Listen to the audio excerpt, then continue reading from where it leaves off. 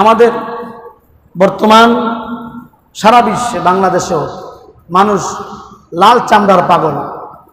কি চামড়ার পাগল? সুন্দরীর পাগল। আদব আখলাক চরিত্র না থাকলেও কোনো অসুবিধা নাই, লাল চামড়া দেখলেই মানুষ কাবিলের মতো পাগল হয়ে যায়। অবশ্যই সৌন্দর্যের বিপক্ষে আমি নই, আমি সৌন্দর্যের পাগল।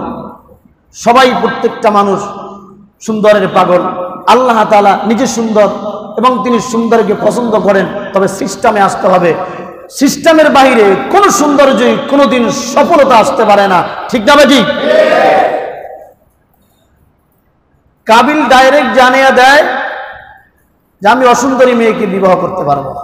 যুবক ভাইরা, এখানে যেহেতু বিবাহের কথা চলে এসেছে, কোন ধরনের মেয়েকে বিবাহ করা যাবে আমি হয়তো আরো বহুবার বলেছি, আজকেও বুঝাবার জন্য, স্মরণ করাবাই করে দেওয়ার জন্য নবীজির একটি হাদিস বর্ণনা করি।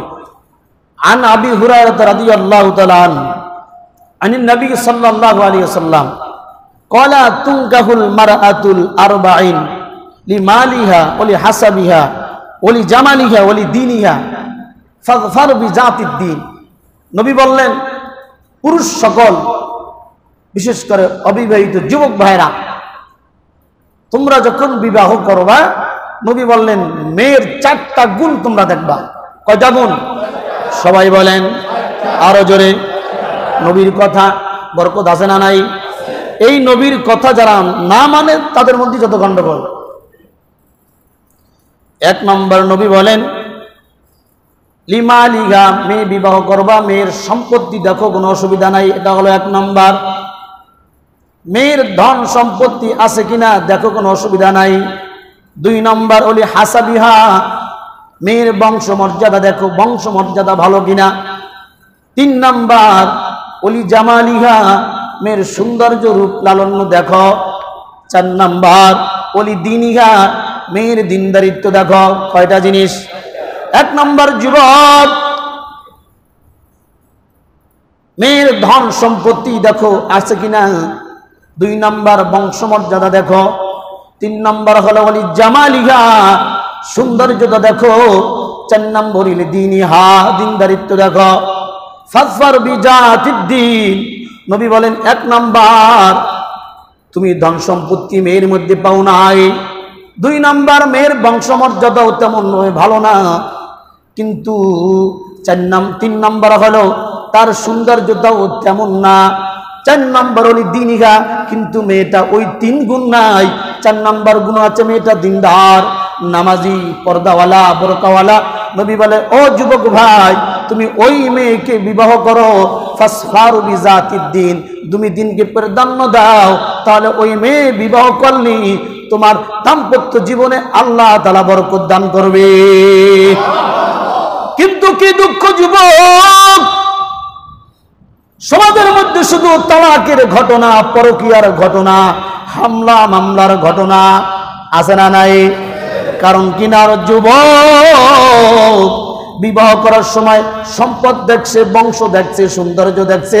4 নম্বর মেয়েটা দিনদারিত্ব দেখে নাই, যার কারণে দিন দিন পরকীয়া বেড়ে যায়, দিন দিন তালাক বেড়ে যায়, দিন দিন সংসার ভাঙ্গার ঘটনা বেড়ে যায়। ও মুসলমান ইমানদার যুবক, একটা মেয়ে দিনদার হওয়াটা কতটুকু জরুরি, কতটুকু গুরুত্বপূর্ণ। যত সমস্যার মূল হলো নারী জাতি। একটা মেয়ে তার বাবার জন্য অনেক বড় একটা সম্পদ, একটা মেয়ে তার ভাইয়ের জন্য বড় একটা গর্বের বিষয়, একটা মেয়ে তার স্বামীর জন্য বড় একটা সম্পদ, একটা মেয়ে সমাজের জন্য বড় একটা সার্টিফিকেট। ঠিক না ঠিক?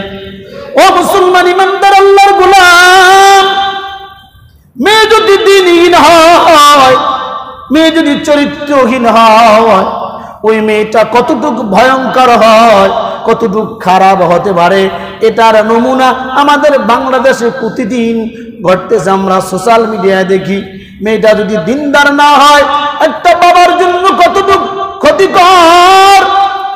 3-4 দিন আগের ঘটনা, গাজীপুর মেয়েটা সমকামিতায় জড়িত, নেশার মধ্যে আসক্ত, বাবা বাধা হইয়া দাঁড়াইছে। এই জন্য রুম বন্ধ করিয়া জন্মদাতা বাবাকে মেয়ে ছুরির আঘাত করতে করতে দুনিয়া থেকে বিদায় করে দিয়েছে। আবার নিজে মেয়েটা বাবার ওই যে ছুরি দিয়ে আঘাত করছে সেটাকে ভিডিও করছে। কারণ কি জানো, মেয়েকে বাবা জন্ম দিয়েছে ঠিক, কিন্তু মেয়ে বাবার কিভাবে মর্যাদা দেবে, বাবার কিভাবে সম্মান করবে সেটা বাবা শিখাইতে পারে নাই। মেয়েটা হয়ে গেছে দিনহীন, চরিত্রহীন, যার কারণে মেয়েটা বাবার জন্য কল্যাণ বয়ে আনে নাই। ওই মেয়েটাই বাবার আজরাইল হয়ে দাঁড়াইছে, ঠিক না বেঠে? ওরে মুসলমান ইমানদার আল্লাহর গোলাম, মেয়ে আল্লাহর পক্ষ থেকে বড় রহমত। মুসা পয়গম্বর আল্লাহ তাআলার কাছে প্রশ্ন করেছিলেন, আল্লাহ, বান্দার উপর আপনি যখন রাজি থাকেন, খুশি থাকেন, বান্দার সাথে আপনার ব্যবহারটা কেমন হয়? আল্লাহ তাআলা বললেন, ও মুসা, আমি যখন বান্দার উপর রাজি এবং সন্তুষ্ট থাকি, এটার নমুনা হলো প্রয়োজন মোতাবেক আমি আল্লাহ আসমান থেকে জমিনে বৃষ্টির ফয়সালা করে দেই। ও মুসা, 2 নম্বর আলামত, আমি যখন আল্লাহ বান্দার উপর সন্তুষ্ট থাকি, রাজি থাকি, তখন আমি আল্লাহ ওই বান্দার বাড়িতে মেহমান পাঠাই। সুবহানাল্লাহ। 3 নম্বর, আমি যখন বান্দার উপর সন্তুষ্ট থাকি, রাজি থাকি, বান্দার কল্যাণ চাই, তখন আমি আল্লাহ ওই বান্দাকে কন্যা সন্তান দান করি। 1 নম্বর, সময় মতো বৃষ্টি দান করে কে? আর জোরে বলেন কে? 2 নম্বর, বান্দার উপর আল্লাহ যখন সন্তুষ্ট হয়ে যায়, ওই বান্দার বাড়িতে আল্লাহ তাআলা মেহমান পাঠায় দেয়। কিন্তু বর্তমানে মেহমান বান্দার জন্য রহমত না। মেহমান আসলে মানুষের মুখ বেজার হয়ে যায়, চক্ষু কালা হয়ে যায়, চেহারার ফেজ নষ্ট হয়ে যায়, ঠিক না বেটি? আগের যুগে মানুষ মেহমানকে বরকত মনে করত, রহমত মনে করত, আর বর্তমানে মানুষ মেহমানকে সবচেয়ে বড় আযাব মনে করে, ঠিক না বেটি? মেহমান আমার বাড়ি আসুক, এটা আমি চাই না। আসলে কখন যাবে সে চিন্তায় থাকে, আসলো আমার বাড়িতে কি নিয়ে এসেছে, হাতের দিকে তাকিয়ে দেখে। লেনদেন ভালো হইলে আত্মীয়তার পরিচয়টা ভালো থাকে, লেনদেন খারাপ হইলে আত্মীয়তার পরিচয় থাকে না, ঠিক না বেঠে? লা ইলাহা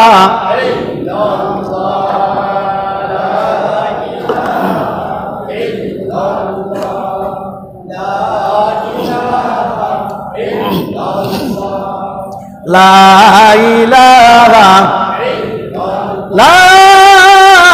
ইলাহা ইল্লাল্লাহু মুহাম্মাদুর রাসূলুল্লাহ। তাহলে মেহমান কার পক্ষ থেকে রহমত? আল্লাহর রহমতের জিনিসগুলা, আল্লাহর বিধানগুলাকে মানুষ যখন জরিমানা মনে করে, মানুষ যখন অন্যায় মনে করে, তখন আল্লাহ আসমান থেকে এমন গজব দেয়, ওই গজব দুনিয়া আলার আর ফিরাতে পারে না। জোরে বান, ঠিক না বেঠিক?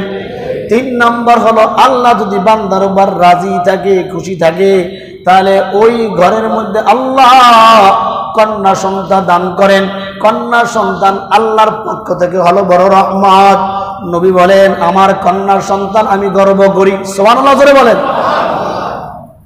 নবী বলেন, যেই ব্যক্তিকে কন্যা সন্তান দান করা হবে, আর ওই ব্যক্তি, ওই বাবা যদি কন্যা সন্তানকে সুন্দরভাবে লালন পালন করে, ধর্ম শিখায়, দিন শিখায়, তাহলে ওই মেয়ের বাবা আর নবী একই জান্নাতে পাশাপাশি থাকব। মেয়ে পেয়ে বাবা খুশি হয়েছে, আনন্দিত হয়েছে। আজকে যদি আমরা আমাদের বাস্তবিক সমাজের দিকেও তাকাই, ছেলের কাছে বাবা যতটুকু নিরাপদ, তার থেকে মেয়ের কাছে অধিকাংশ ক্ষেত্রেই বেশি নিরাপদ। কথা বলেন, ঠিক না ভাই? ঠিক। ছেলে বধূ শ্বশুর শাশুড়ির খেদমত করতে চায় না, মেয়ে তার শ্বশুর বাড়ি থেকে আইসা বৃদ্ধ মা বাবার খেদমত করে। এরকম নমুনা আছে না নাই? জোরে বলেন, আছে না নাই? এই জন্য সাবধান যুবক ভাইয়েরা, বিবাহ করার ক্ষেত্রে কয়টা জিনিস দেখতে হবে? 1 নম্বরে ধন সম্পদ, 2 নম্বরে হলো বংশ মর্যাদা, 3 নম্বরে হলো সৌন্দর্য। এই 3টার একটাও পান নাই, কোনো অসুবিধা নাই। আল্লাহর দিকে তাকাইয়া মেয়েটা যদি দিনদার হয়, নামাজি হয়, আল্লাহওয়ালা হয়, পর্দাওয়ালা হয়, খোদার কসম ওই মেয়েটাকে বিবাহ করলে দাম্পত্য জীবন যিনি, সাংসারিক জীবন যিনি সুখময় করে দেবে তিনি কে? তাহলে একটা মেয়ে বাবার জন্য গর্ব কখন হয়? যখন মেয়েটা দিনদারিত্ব হয়, মেয়েটা যখন আল্লাহওয়ালা হয়, পর্দাওয়ালা হয়, তখন ওই মেয়েটা বাবার জন্য রহমত বয়ে আনে। ঠিক না ভাই? একটা ভাইয়ের জন্য আশীর্বাদ, একটা বোনটা যদি ভালো হয়, ভাই গর্ব করতে পারে, ভালো জায়গায় বিবাহ দিতে পারে। কিন্তু মেয়েটা যদি, বোনটা যদি খারাপ হয়, ভাইও সমাজে মুখ দেখাইতে পারে না। ঠিক না বেটি? স্ত্রী 3 নাম্বার হলো স্বামীর জন্য একজন নেককার স্ত্রী দুনিয়ার মধ্যে হলো স্বর্গ জান্নাত। স্ত্রী যদি দিনদার হয়, ইমানদার হয়, নেককার হয়, ওই ঘরটাকে আল্লাহ তাআলা দুনিয়ার মধ্যে জান্নাতের নিয়ামত দ্বারা ভরপুর করে দেয়। যেই স্বামীর স্ত্রী ভালো না, স্ত্রী দিনদার না, স্ত্রী নেককার না, খবর নিয়ে দেখেন ওই সংসারটার মধ্যে জাহান্নামের আগুন দৈনিক কয়েকবার জ্বলে। স্ত্রী যদি বদকার হয়, বদ্দিন হয়, চরিত্রহীন হয়, স্বামী থাকে প্রবাসে, আর প্রবাসী বৌদি স্ত্রী ওই স্বামীর পাঠানো টাকা স্বর্ণ গয়না নিয়ে অন্য ছেলের সাথে চলে যায়। এইরকম হাজার হাজার ঘটনা বাংলার জমিনে আছে না নাই? জোরে বলেন, আছে না নাই? মেয়েটা যদি দিনহীন হয়, চরিত্রহীন হয়, 14-15 বছর বয়স, মেয়েটার চরিত্র নাই, দিন নাই, বিবাহের জন্য ছেলের বাড়ির দরজায় যাইয়া অন্বেষণ করে বিবাহ করতে হইব। বলার একটা কাহিনী দেখলাম 2-3 দিন আগে, ছেলের সাথে প্রেম প্রীতি করতে করতে আমার ছেলে আর বিবাহ করবে না, পালাই গেছে। মেয়েও এমন কঠিন, হাতুড়ি লই আইছে, হাতুড়ি আইনা কয়েকদিন পর্যন্ত, কয়েক ঘন্টা পর্যন্ত ফ্ল্যাট বাসার সামনে অনশন, ছেলে বাইরে না, ঘরের দরজা খোলে না, তালা খোলে না, মেয়ে হাতুড়ি দিয়ে পিড়াইয়া আংটংটা সব ভাঙে ফেলাইছে। ওই ছেলের বইন আবার দাম লইয়া বাইরেছে। এত বড় সাহস! আমার ভাইয়ের বাসার সামনে অনশন করো। এটা কি দিনদার মেয়ের পরিচয় না বদ্দিন মেয়ের পরিচয়? 4 নাম্বার, মেয়েটা যদি বদ্দিন হয়, দিনহীন হয়, সমাজের জন্য কলঙ্ক। মেয়েটা যদি দিনহীন হয়, চরিত্রহীন হয়, ওই মেয়েরা মানববন্ধন করে যে যৌন কর্মীদেরকে সামাজিক শ্রমিকের মর্যাদা দিতে হবে। নাউজুবিল্লাহ। যেই মেয়েরা, যেই পতিতারা যৌন কর্মীকে শ্রমিকের মর্যাদা চায়, এটা কোনো দিনদার মেয়ে হতে পারে? এটা কোনো ভালো সমাজের মেয়ে হতে পারে না।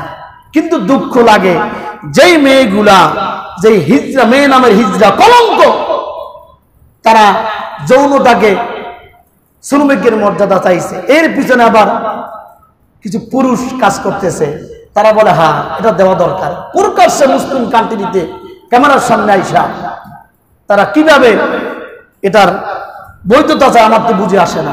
বলেন নাউজুবিল্লাহ।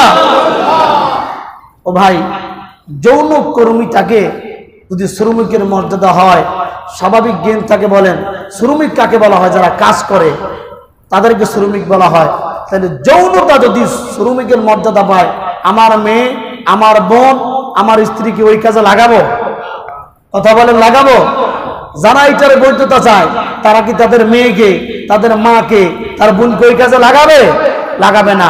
অর্থাৎ এরা চায় বাংলাদেশ থেকে নারীদেরকে ঘর থেকে নামাইয়া উলঙ্গ কইরা ইসলামের নামে অপকর্ম চালাইয়া দেশকে ধ্বংস করা, জাতিকে ধ্বংস করা, ইসলামকে ধ্বংস করা। ঠিক না বাদি? কিন্তু এটা মুসলমানের দেশে কখনোই মুসলমানেরা তাদের শরীরে 1 বিন্দু রক্ত থাকা সত্ত্বে এদেরকে মেনে নেওয়া যাবে না, মেনে নেওয়া হবে না। ঠিক না বাদি? কত বড় দুঃসাহস! 90-92% মুসলমানের দেশে দাঁড়াইয়া এইভাবে অশালীন অসভ্য ভাষায় তারা যৌনতার শ্রমিকের মর্যাদা চাইতেছে। সতর্ক থাকবে। এ সমাজ আমাদের, দেশ আমাদের, এটা মুসলমানের দেশ। এখানে কোনো ইসলাম মেরে বিপক্ষে যায়, ইসলাম পরিপন্থী, কোরআন পরিপন্থী, মুসলমানের ধর্মের সাথে সাংঘর্ষিক এরকম কোন কাজ বাস্তবায়ন করতে দেওয়া হবে ইনশাআল্লাহ। আল্লাহ তাআলা আমাদেরকে তৌফিক দান করেন, বলেন আমিন। বলতেছিলাম হাবিল কাবিলের বিবাহের কাবিল অস্বীকৃতি জানাইলো যে আমি ওই অসুন্দরী মেয়েকে বিবাহ করব না। বাবা আর পিতার মধ্যে, ছেলের মধ্যে ঝগড়া লেগে গেছে না। সমাধান কি? আল্লাহ তাআলা বললেন আদম আলাইহিস সালাম, এটার সমাধান হলো তুমি তোমার দুই সন্তানকে কুরবানি দেওয়ার জন্য বলো, হাবিল এবং কাবিলকে কুরবানি দেওয়ার জন্য বলো। যার কুরবানি আমি আল্লাহর কাছে কবুল হবে তার সাথে সুন্দরী মেয়ের আকলিমার বিবাহ হবে। কুরবানির সিস্টেম কি? আদম আলাইহিস সালামকে আল্লাহ তাআলা জানাইলেন তোমার এক সন্তান করে কৃষি কাজ, আর এক সন্তান মহিষ ভেড়া বরকি এগুলা পালে। তো যে মহিষ ভেড়া বরকি পালে তার একটা দুম্বা অথবা মহিষ জবাই কইরা জমিনের মধ্যে রাখে দিতে বলো, আর যে জমিনে ফসল উৎপাদন করে তার কিছু ফসল জমিনে রাখতে বলো। আমি আল্লাহ যার কুরবানি কবুল করব তার ওই কুরবানির পণ্যটা আসমান থেকে আগুন এসে জ্বালাই নেওয়া যাবে। দুইজনে কুরবানি করলেন। হাবিলের কুরবানি দুম্বাটা হাবিল কুরবানি কইরা জবাই কইরা জমিনের মধ্যে রাখছে, আর আল্লাহ তাআলা আসমান থেকে আগুন দিয়া জ্বালাইয়া লয়ে গেছে গা। আর কাবিল যেই শস্য পণ্য রাখছে জমিনে সেটা ওই অবস্থায় পড়ে রয়েছে, তার মানে তারটা কবুল হয় নাই। আদম আলাইহিস সালাম বলেন এখন কি করবা? বলে এখন কি করব মানে এখন পন্থা হইল ওই মেয়েকে পাওয়ার জন্য আমি প্রয়োজনে আমার ভাই হাবিলকে হত্যা করব। নাউজুবিল্লাহ, জোরে বলেন নাউজুবিল্লাহ। বর্তমানে এই ঘটনা ঘটে কিনা? আল্লাহ তাআলা আমাদেরকে বোঝার তৌফিক দান করেন। এখান থেকে আগামী সপ্তাহে যদি আল্লাহ তাআলা আমাকে হাতে বাঁচাই রাখেন, আপনারা আসেন, বিস্তারিত কুরবানির ইতিহাস, আগের যুগের